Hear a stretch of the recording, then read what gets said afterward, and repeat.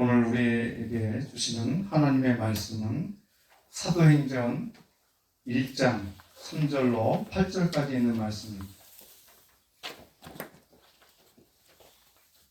사도행전 1장 3절로부터 8절까지 말씀을 함께 보겠습니다. 제가 3절, 여러분들이 4절 이렇게 해서 합이 교독하도록 그렇게 하겠습니다. 3절을 제가 읽겠습니다. 해 받으신 후에 또한 저희에게 확실한 많은 증거로 친히 사심을 나타내사 40일 동안 저에게 보이시며 하나님 나라 일을 말씀하시니라.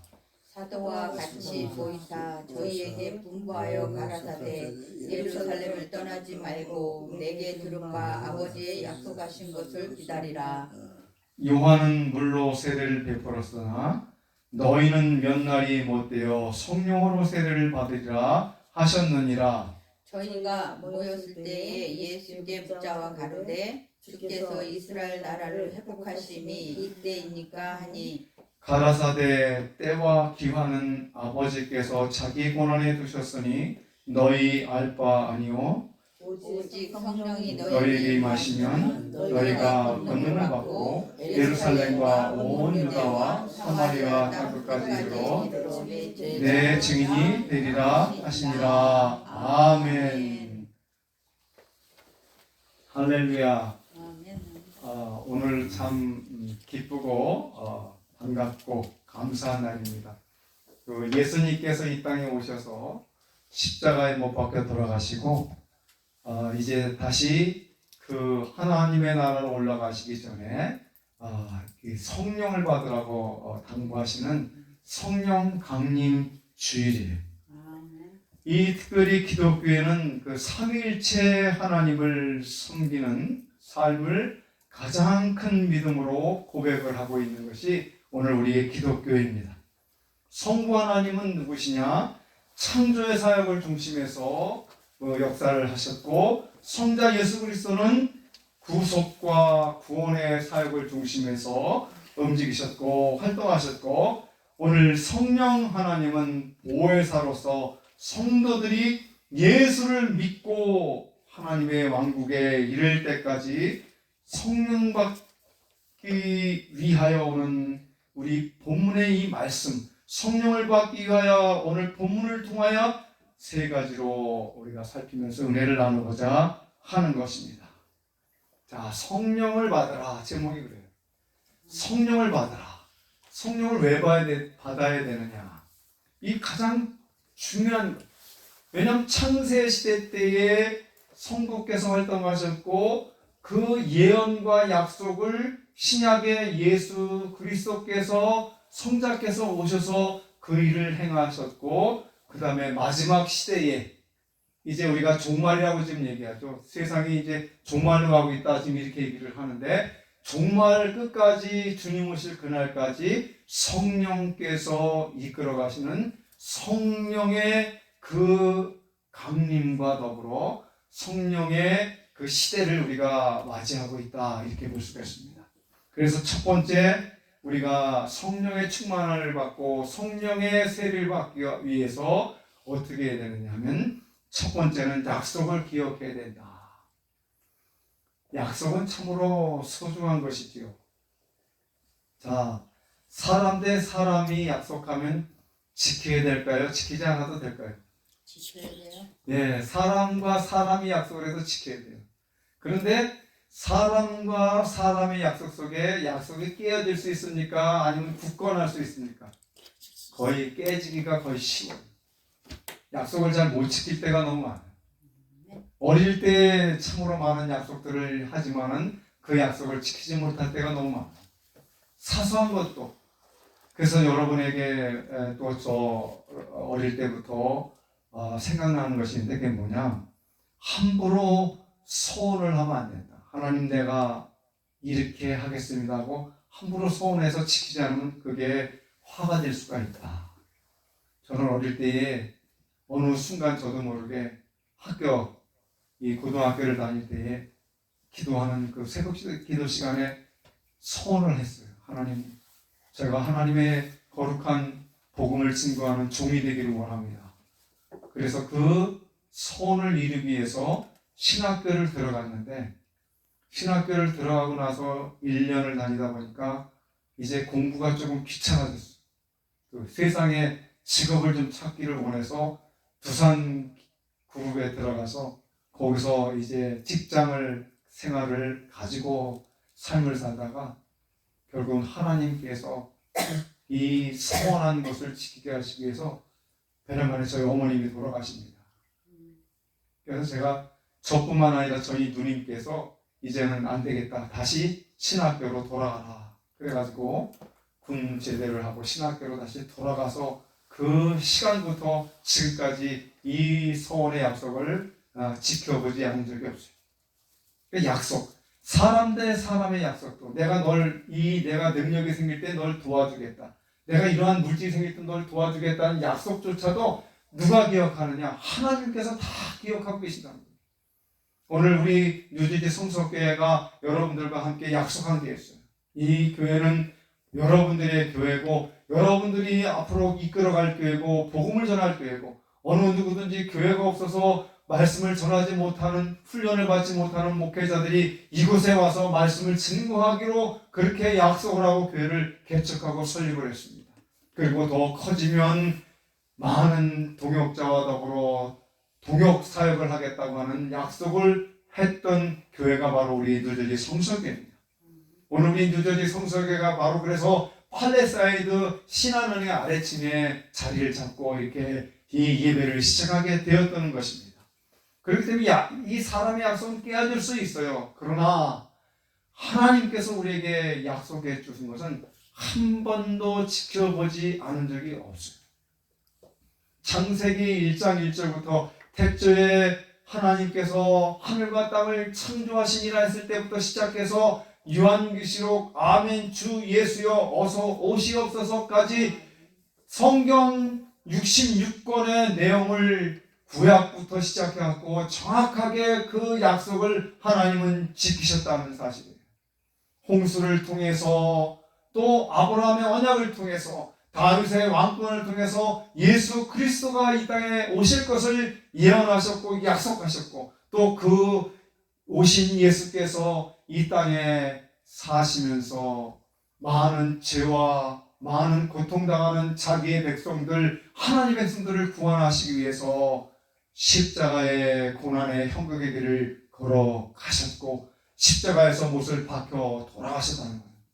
그리고 또한 돌아가실 뿐만 아니라 그 십자가의 그 고통과 아픔과 악한 사탄의 권세를 깨부시고 죽음에서 부활하셔서 다시 살아나셨다는 그 놀라운 능력의 역사를 오늘 약속으로 지켜주셨습니다. 이 정말 한 번도 하나님께서 이 약속을 깨신 적이 없고 안 지키신 적이 없다는 얘기입니다. 수천 년이라도 지금까지 그 약속을 다 지키셨어요. 그런데 여기에 예수님께서 이 땅에서 공생의 3년 동안을 시작을 하시면서 제자들에게 약속하신 게 있어요. 늘 그들을 가르쳤어요. 뭐냐면 내가 십자가에 죽었다가 사흘 뒤에 다시 살아날 거다. 그걸 한 번 가르친 게 아니라 때를 따라서 아주 중요한 시간마다 가르쳤어요. 그러니까 그들은 들었고 배웠고 또 아멘 했어요. 그런데 정작 그 약속을 제자들과 그 많은 사람들은 지키질 않았어요. 예수께서 십자가에 돌아가시면서 그 마지막 순간에 다 이뤘다 외치실 때에 거기에는 여자 몇 명과 사랑하는 제자 사도 요한만 있었어요. 그리고 나머지는 예수님이 돌아가신다면은 어떻게 해요? 야, 이제 우리 고기 잡으러 가자. 야, 우리 이제 엠마오로 우리 고향으로 돌아가자. 분명히 예수님께서는 약속을 하셨는데 그 약속이 뭐예요? 내가 죽었다가 너희들의 죄를 위해서 십자가에 못 박혀 죽었다가 3일 후에 반드시 살아나 너희와 함께 하겠다고 하는 사실을 가르쳐 줬음에도 불구하고 결국 이들은 그 약속을 잊어버리고 자 우리 고기 잡으러 가자. 자 우리의 본업으로 돌아가자. 그렇게 가버리고 말아서 약속을 깼습니다. 뿔뿔이 흩어지고 말았습니다. 그러기에 예수님은 너무나도 잘 아는 제자들과 많은 군중들을 향해서 다시 한번 부탁을 하시는 것이 오늘 바로 사도행전 1장 1절부터 누가는 그렇게 기록을 하고 있는 거예요. 뭐라고 3절에 기록되어 있습니까? 오늘 3절에 해 받으신 후에 또한 저에게 확실한 많은 증거로 친히 사심을 나타내사 40일 동안 저에게 보이시며 하나님의 나라의 일을 말씀하시니라. 그 예수님께서 돌아가신 다음에 다시 부활하셔서 보니까 다 도망가고 없어. 그러니까 40일 동안 그 예수님께서는 제자들을 찾아다니시는 거예요. 찾으시면서 가서 가르치시고 다시 그 약속을 이제 되새기게 하고 이 사도 베드로를 찾아가서 3번이나 내가 나를 사랑하느냐, 내가 나를 사랑하느냐, 내가 나를 사랑하냐 부르실 때에 이 베드로 사도는 고백하기를 주여 내가 주를 사랑합니다. 또 물으니까 제가 주를 사랑하는 주께서 아십니다. 또 근심 걱정으로 3번째 물어보니까 근심 걱정으로 대답하기를 주여 내가 주를 사랑하는 줄을 주께서 아시나이다. 내 양을 먹이라, 내 어린 양을 치라, 내 양을 치라 이렇게 말씀하시는 이 예수님의 놀라운 은혜가 바로 여기 있다. 그러시면서 이제 또 사도행전 이 1장 4절에서 이렇게 얘기를 하세요. 사도와 같이 모이사 저에게 분부하여 가라사대 예루살렘을 떠나지 말고 내게 들은 바 아버지의 약속하신 것을 뭐하라? 기다리라. 약속하신 것을 기다리라. 이제 다시 한번 약속을 주십니다. 왜? 너희에게 줄 것이 있는데 그 약속의 그 내용들이 뭐냐? 이제는 너희가 반드시 떠나지 말고 내가 죽었던 예루살렘에서 벗어나지 말고 내가 약속한 성령을 받아라는 거예요. 내가 보내주기로 약속한 성령이 임하면 그 성령을 받으라는 거예요. 그것이 바로 오늘 성령 강림 주일이라는 사실입니다. 그래서 이 약속을 기억하는 것은 예루살렘을 떠나지 말 것을 약속을 해요. 예루살렘을 떠나면 안 돼. 그러니까 이제는 제자와 여자들과 120명의 문도들이 예루살렘을 떠나지 아니하고 마가 다락방이라는 곳에 모여서 이 성령의 임하기를 기도를 열심을 다해서 이 예루살렘을 떠나지 말라는 거예요. 오늘날도 이제 마지막 그 예수님의 약속이 우리 가운데 남아 있어요. 창세기에 모든 것들을 이뤄놓으시고 구속을 완성하시고 그 다음에 하늘로 올라가시면서 약속한 게 뭐냐? 성령을 받을 뿐만 아니라 내가 다시 오겠다는 아직 이루어지지 않은 단 한 가지 약속이 있다면 그것이 바로 주님의 재림이라고 하는 거예요. 그래서 예루살렘을 떠나지 말라고 한 것처럼 너희는 지금 우리에게 말씀하시는 것은 너희는 하나님의 교회를 떠나지 말라는 거예요. 하나님의 교회에서 멀리 떨어져 가지 말라는 거예요. 다시 세상으로 돌아가지 말라는 거예요. 오늘 예루살렘을 떠나지 말라는 것은 지금 하나님의 교회를 떠나지 말라는 거예요. 그래서 시브리서 기자는 시브리서 10장 23절부터 고백하기를 이 하나님의 은혜 가운데에 우리 사랑하는 형제들은 서로 돌아보아 사랑과 선행을 서로 격려하며 모이기를 피하는 어떤 사람들의 습관과 같이 하지 말고 오직 그날이 주님 오실 그날이 가까운 곳으로 더욱더 모이기에 어디에 교회 모이기에 힘써라는 거예요. 교회를 떠나면 안 돼. 물고기가 물에서 떠나면 죽는 거예요. 성도가 교회를 떠나면 죽는 거예요.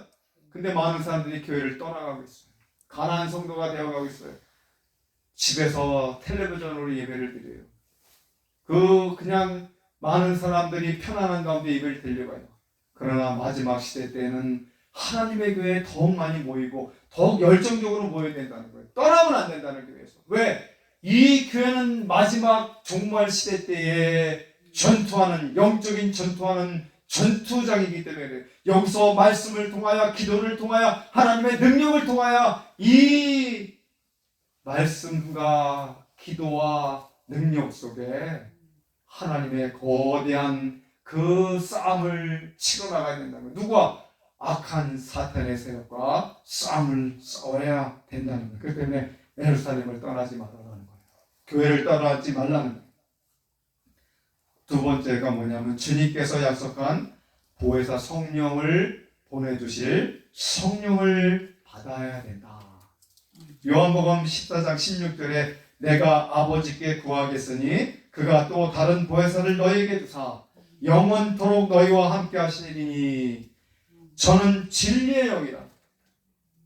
세상은 능히 저를 받지 못하나니. 아무나 영을 받을 수가 없어. 아무나 성령을 받을 수가 없어. 세상은 그 영을 받을 수가 없나니. 왜 그러냐? 능히 저를 받지 못하나니 이는 저를 보지도 알지도 못합니다. 그러나 너희는 저를 아나니 저는 너희와 함께 거하시며 또 너희 속에 계시겠다. 이렇게 약속을 하는 겁니다. 그래서 결코 예루살렘인 성전을, 하나님의 교회를 떠나서는 안 됩니다. 여기서 바깥으로 벗어나면 안 됩니다. 또 이곳을 통하여 하나님의 성령을 받아야 돼요. 하나님의 말씀. 로마서 10장 17절에 하나님의 믿음은 어디서 나느냐? 믿음은 들음에서, 들음은 하나님의 말씀에서 난다고 그랬어요. 그러니까 하나님 말씀을 들어야 돼. 요한계시록 1장 3절에서 이 예언의 말씀을 읽고 듣고 지키는 자가 복이 있다고 그랬어요.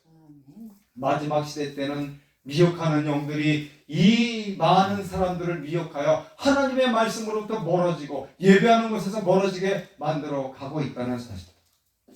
요즘에 참 매스컴을 뜨겁게 달구는 문제가 또 나타나기 시작했어요. 참 한국 교회나 우리 미국 교회나 참 이 목회자가 문제다. 저 자신이 목회자지만 제가 이 지난번에 주일날 우리 총회장도 오셔서 여기서 설교도 하시고 우리 교회 분위기가 너무나도 아름답다, 은혜스럽다. 그리고 총회를 하시고 그리고 이제 다음 주면 돌아가시겠는데 이 교회계 지금 소식이 목회자가 많은 불의를 저지르고 있다.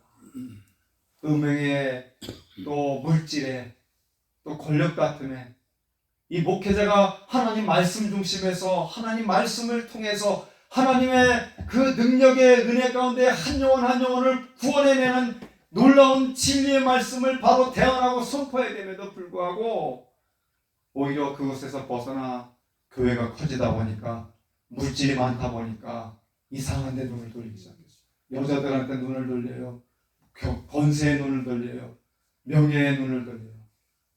그래서 저는 이번에 총회장님 오셔서 이야기를 나눌 때 그런 얘기를 했어요. 총회가 뭐냐? 노회가 뭐냐? 목회자들이 모이는 그 모임이 왜 모임이 필요성이 있느냐? 모여갖고 나는 회장입니다. 나는 부회장입니다. 그런 거 하려고 모이는 게 아니지 않느냐? 더욱더 하나님의 교회를 왕성하게 발전 있게 키워나가기 위하여 목회자가 힘을 합치고 기도하고 그들을 협력하고 도와주는 그러한 총회가 되어야 되지 않겠느냐? 노예가 되어야 되지 않겠느냐? 한 사람의 권력과 능력을 부여잡고서 권한을 갖는 그러한 총회와 노예가 아니라 하나님의 말씀을 바르게 가르치는 목회자의 삽들이 되어야 된다고 하는 겁니다. 많은 목사님들한테 그런 얘기를 해요. 지금이 아무리 어렵고 힘든다 할지라도 진리의 말씀을 바르게 선포하는 종들이 자꾸 일어나야 됩니다. 우리 노예에서 자꾸 교회가 개척되어 나가야 돼요. 교회가 자꾸 만들어져 가야지 교회가 자꾸 없어지면 안 돼요. 자꾸 전사들을 또 공부시키고 목회자를 만들고 그리고 목사님들을 내보내고 선교사를 내보내서 여기저기 마지막 시대 때의 사명들을 감당할 수 있는 교회를 떠나지 말고 하나님의 성령을 통하여 이 놀라운 역사를 일으켜 세워 나가야 한다는 겁니다. 그것이 바로 성령 세례에 필요한 역사야. 이 둘째 뭐냐면 성령 세례를 받으라고 했을 때에 성령 세례를 왜 받아야 되느냐? 세례는 두 가지가 있어요. 우리가 처음 예수를 믿고 구원자로 살겠다고 고백하며 회개의 물세례를 받았습니다. 회개의 물세례 다 받았잖아요. 이 물세례를 받을 때에는 바로 내가 죄에서 해방됐고 주님의 자녀가 되었다고 하는 표식을 받는 거예요. 그래서 그 세례라고 하는 거는 그리고로 바티조, 그렇게 바티조. 그 영어로는 베프티즘 이렇게. 그 베프티즘이 뭐냐면 그 물에 있을 때 그 물에 잠긴다는 거예요. 물 속에 들어간다는 거예요. 그 얘기는 뭐냐? 물에 들어가서 죽는 거예요. 나 자신은 죽는 게 세례예요. 내 자신이 완전히 물에서 죽어서 더러운 것들을 씻어나는 게 그게 세례예요. 그래서 나는 그리스도를 구주로 믿고 고백하기에 세례를 받기 합당하다 싶어서 이제 고백하고 세례를 받는 것이 물세례예요. 나는 하나님의 자녀가 되었다고 하는 신고식을 하는 거나 다름이 없다는 것입니다.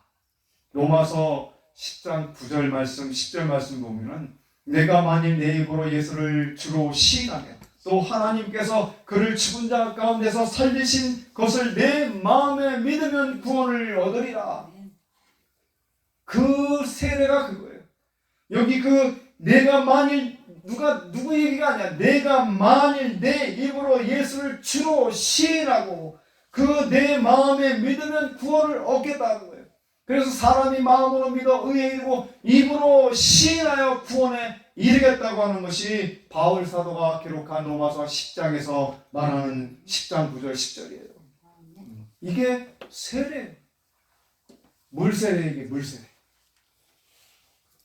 두 번째 세례는 뭐냐? 물세례를 받은 성도가 하나님이 은혜 아래 왕국 백성의 지속적인 삶을 살겠다고 고백하는 성도들에게 단 한 번, 단회적 한 번 주시는 성령의 세례가 있다는 거예요.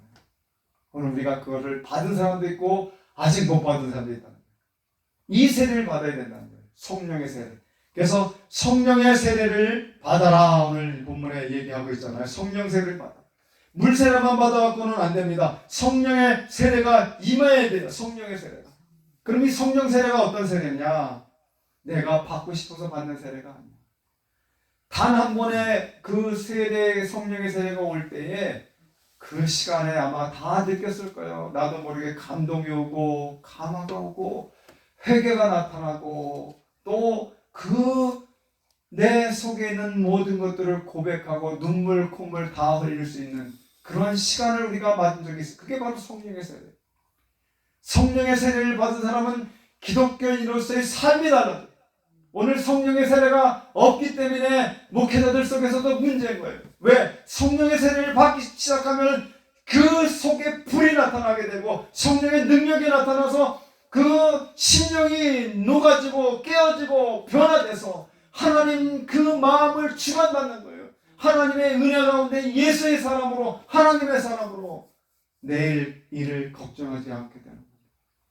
아무것도 염려하지 말고 모든 일에 기도와 간구로 너희의 구할 것을 감사함으로 하나님께 하라. 그리하면 모든 지각에 대한 하나님의 평강이 그리스도 예수 안에서 너희의 생각과 마음을 지키겠다고 하는 거예요. 성령 세례를 받은 사람은 바로 생활 자체가 틀려요. 세상을 바라보는 눈조차가 틀려요.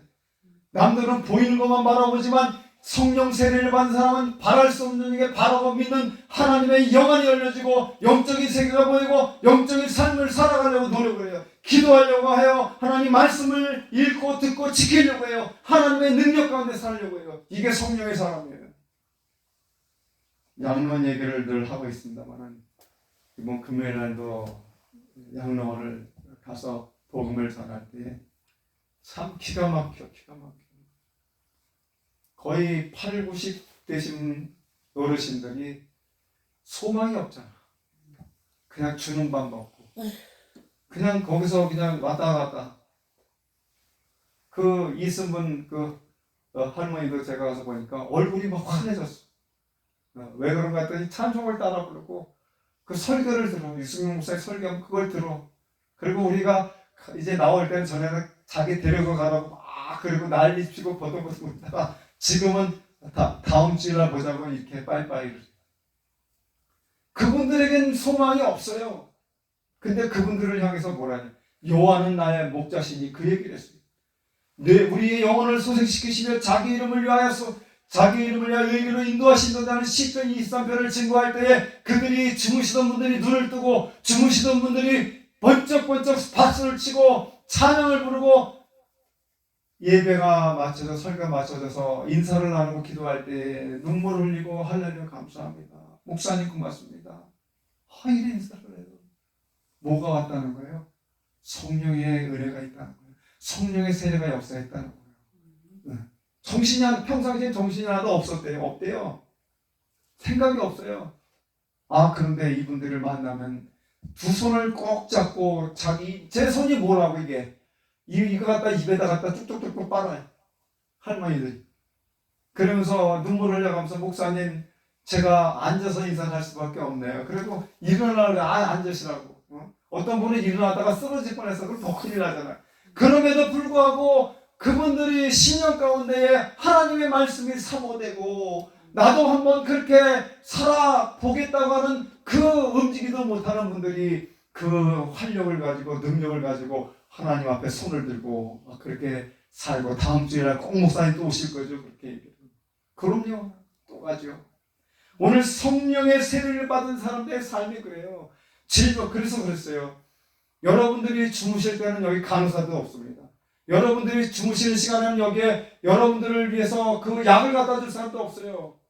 그럴 때 여러분들은 고통과 아픔과 슬픔 속에 지내야 될 밤이 있습니다. 그렇지만 그 시간에 여호와께서 나의 목자가 되시고 여호와께서 내 영혼을 소생시키시고 사망의 음침한 골짜기로 다닐지라도 내가 해를 두려워하지 않을 것은 주께서 나와 함께 하시기 때문에 그렇습니다. 그래서 그 하나님 앞에 기도하세요. 그 하나님께 의지하세요. 성령의 사람의 능력으로 성령 하나님 나를 치유해 주세요. 여호와 라파가 되신 하나님 앞에 기도하세요 했더니 아멘 아멘. 아무도 없잖아요. 나밖에. 밤에 얼마나 저도 밤새도록 치아가 아파가지고 잠을 못 자게 밤새도록 고통을 당해요. 그럴 때 바로 이 말씀을 들고 증거했기 때문에 저도 그렇게 기도를 해서 치아가 났어요. 기적처럼 났어요. 바로 그런 거예요. 그렇기 때문에 이 성령의 세례가 중요하다.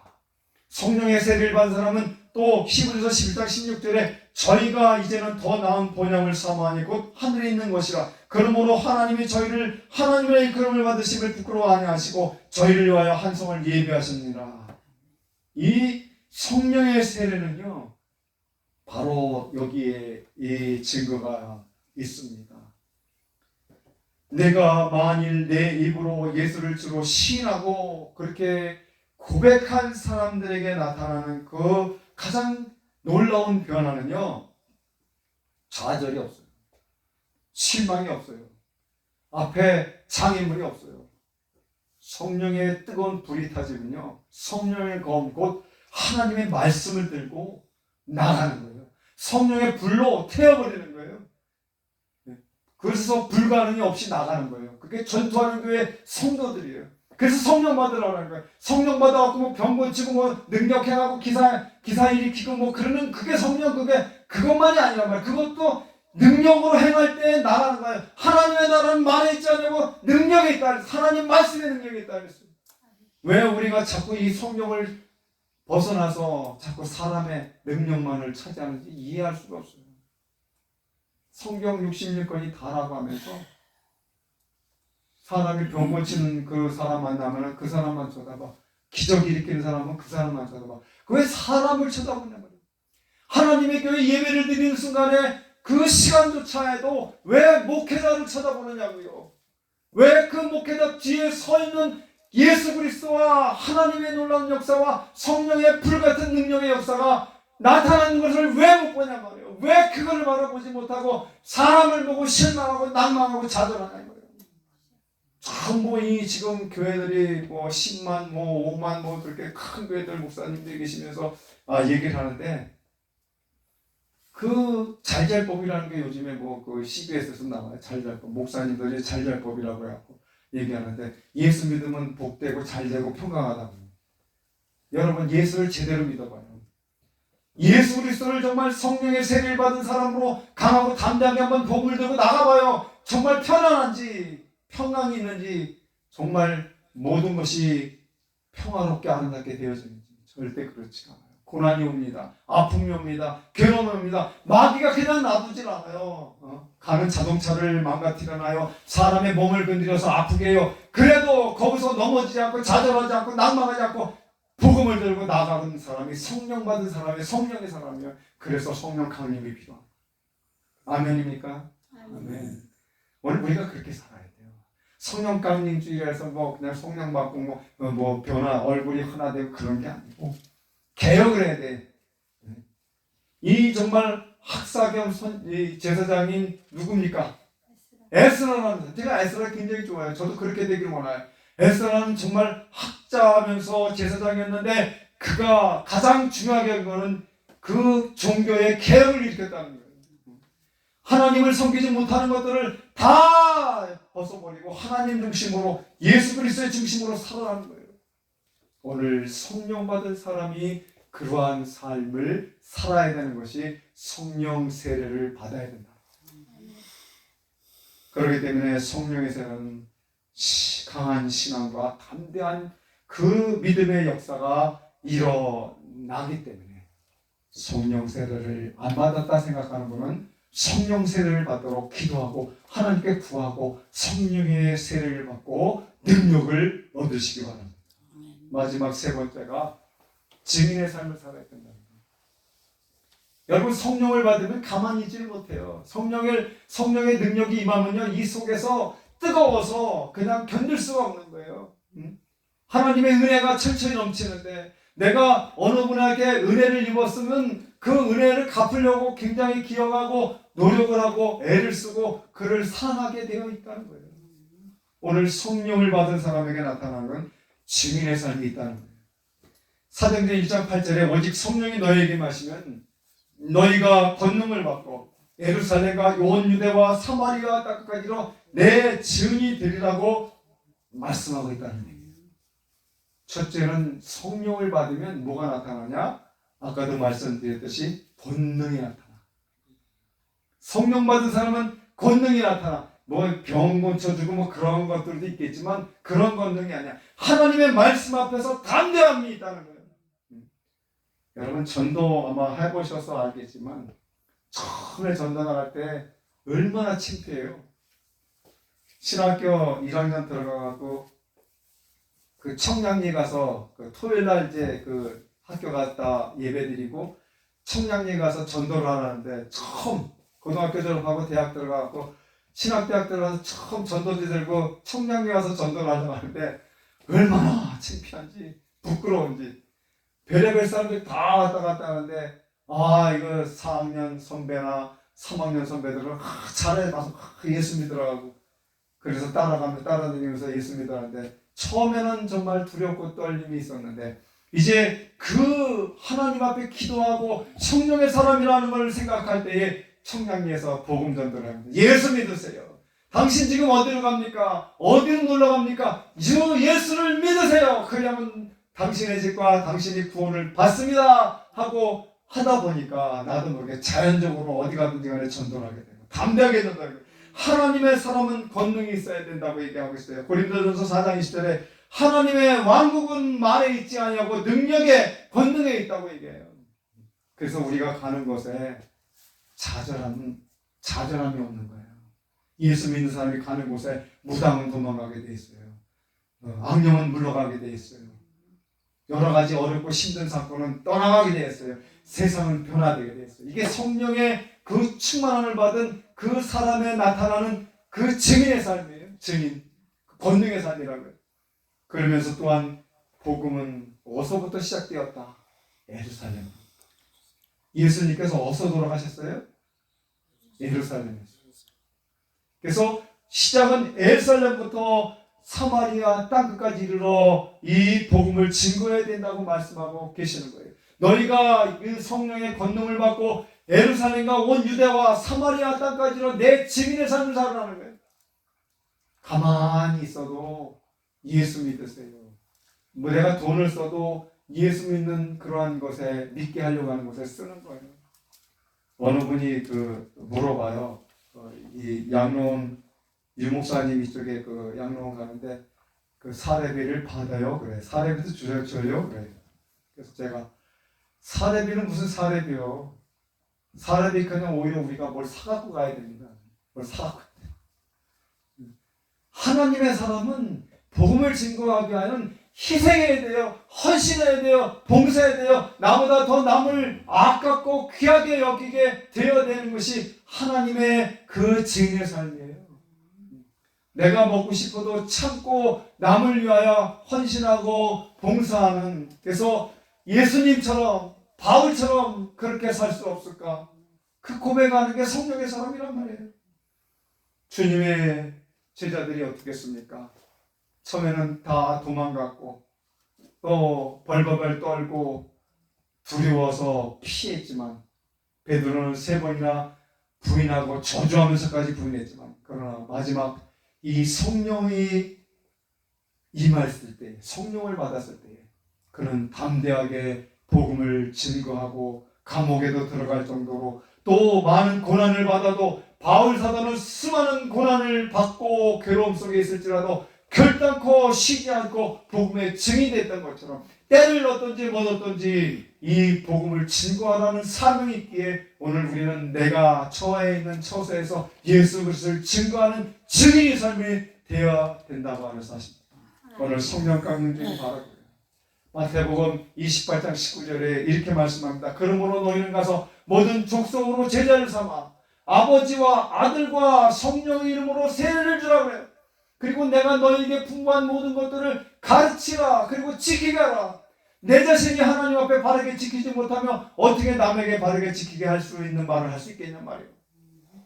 내가 성도로서의 삶을, 내가 예수 그리스도를 믿는 사람으로서의 삶을 살지 못하면 어떻게 다른 사람에게 그렇게 할 수 있겠냐? 그거 할 수가 없다고. 그러므로 너희는 가서 모든 족속으로 제자를 삼아 아버지와 아들과 성령의 이름으로 세례를 주고 내가 너에게 분부한 모든 것들을 가르쳐서 지키게 하라. 하나님의 교회에 나오게 하라. 하나님의 교회에 예배를 하게 하라. 하나님 앞에 온전의 삶을 살게 하라는 거예요. 그래서 로마서에서 바울 사도는 그러므로 너희는 이 세상의 모든 것들을 따라가고 본받지 말라. 세상을 사랑하고 세상의 모든 그 환경과 조건을 따라가지 말고, 그러므로 너희는 하나님의 모든 자비하심으로 내가 권하느니 너희 몸을 하나님이 기뻐하시는 거룩한 산제사로 드리라. 이는 너희들이 영적인 예배라 그랬어요.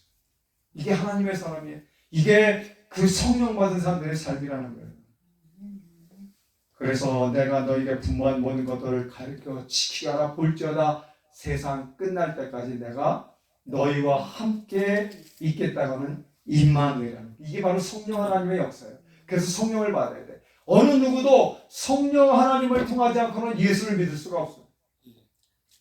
예수를 말로 부인하고 할지라도 다 용서를 받지만 성령 하나님을 부인하는 죄를 가지면 구원을 못 받아요. 아무리 훌륭하고 능력 있고 교회 오래 다녀도 구원이 없습니다. 어느 목사님이 벌써 몇 번을 듣는데 한 20%나 그 구원을 받을까 이렇게 얘기를 해요. 사람들은 교회 엄청 많은데 교회 10만 명씩 나오는데 거기에 20%나 구원을 받을까 그런 얘기를 자꾸만 해요. 큰 교회 목사님들도. 왜냐하면 정말 그 말씀으로 살고 믿음 안에 살고 하나님의 왕국을 바라보며 사는 사람들이 없다는 거예요. 그냥 시계추처럼 교회 와서 예배드리고 밥 먹고 놀다가 그냥 가는 거예요. 그리고 예배드린 거예요. 근데 주님께서 원하시는 그 속에 그 물세례를 받고 성령의 세례가 임하여 하나님의 능력과 역사, 약속하신 마지막 주님 오실 그날을 바라보고 기다리고 하나님 앞에서 부끄러움이 없는, 내가 하나님의 나라에 갔을 때 그 왕국에 들어갈 때 부끄러움이 없는 삶을 살 수 있었는가, 그걸 볼 때에 부족하기 때문에 날마다 고백하고 날마다 성령의 충만한 가운데에 살아가는 그런 삶을 살아야 되겠다.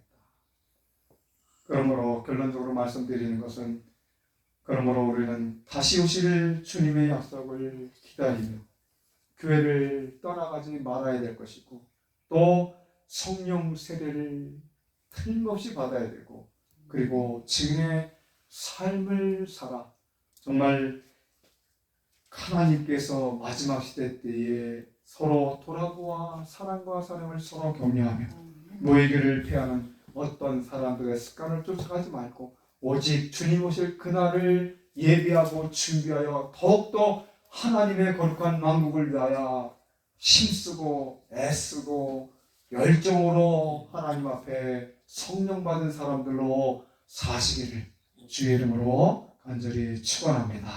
기도하겠습니다.